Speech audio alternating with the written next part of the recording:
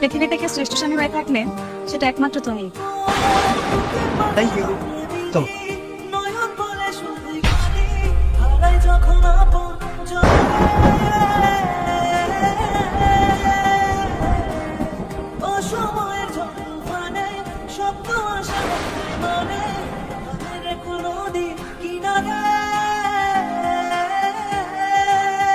চলো, এটাই প্যাকিং। হ্যাঁ,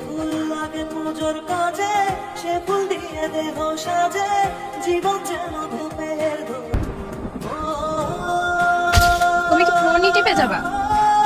তাহলে আমার ঘুরতে নিয়ে আসার মানে কি? তোমার সাথে বের হওয়ার আমার ফায়দা কি? ফায়দা কি মানে? কি বলছো তুমি? আসছি ঘুরতে, ভালো কথা করছি তো, একটু কাজ করছি, তাতে তোমার আমার তো চলছে কেন?